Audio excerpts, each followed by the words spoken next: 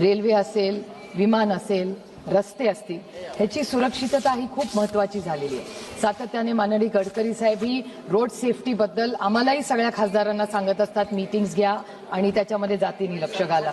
तसंच रेल्वे बाबतीत सातत्याने रेल्वेचाही सीएजी रिपोर्ट आलेला आहे आणि आज दुर्दैवाने वेग वाढल्यामुळे अनेक ठिकाणी आज रेल्वेचा असेल किंवा गाडीचे असतील किंवा विमानाचे ॲक्सिडेंट जातात। योगायोग बघा, माझ्या भावाला जाऊन आज बरोबर 2 महिने झाले। 28 जानेवारीला माझ्या भावाचं प्लेन क्रॅश झालं। 2 महिने झाले या गोष्टीला। एखाद्या कुटुंबातला कर्ता पुरुष जेव्हा जातो ना, त्याचं दुःख त्या कुटुंबालाच माहिती असतं। आम्ही पण हे भोगलेलं आहे। मग विमानात जाऊ दे का गाडीत जाऊ दे किंवा रेल्वेमध्ये जाऊ दे, सुरक्षितता ही अतिशय महत्त्वाची झाली। आणि सुरक्षितता कशासाठी? तर माझ्या भावाचं प्लेन पडलं, 2 महिने झाले, माझ्या कुटुंबाला कुठे न्याय मिळाला? आमच्यासारख्या कुटुंबा, माझा भाऊ डेप्युटी चीफ मिनिस्टर होता महाराष्ट्राला, त्याला जर न्याय मिळत नसेल तर सर्वसामान्य माणसाला न्याय कसा मिळणार?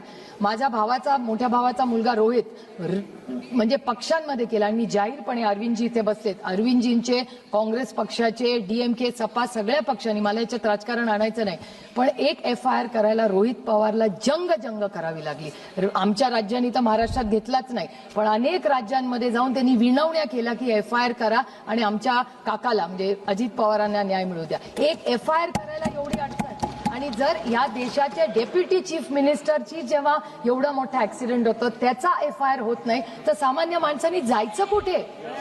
तो माझा भाऊ जेवढा होता, अजित पवार जेवढा माझा भाऊ होता, तेवढाच महाराष्ट्रातल्या प्रत्येक मनामधला एक लाडका नेता होता।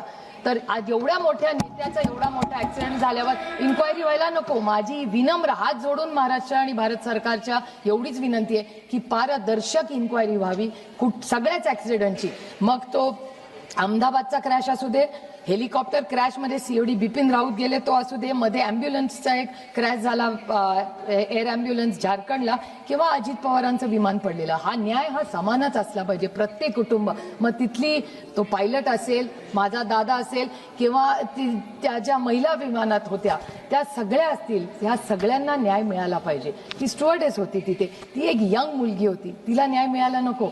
माझी एवढीच विनंती आहे की ब्लॅक बॉक्स, आधी आम्हाला सांगितलं ब्लॅक बॉक्स मिळणार, आता सांगितलं खराब झाला, मग ब्लॅक बॉक्स।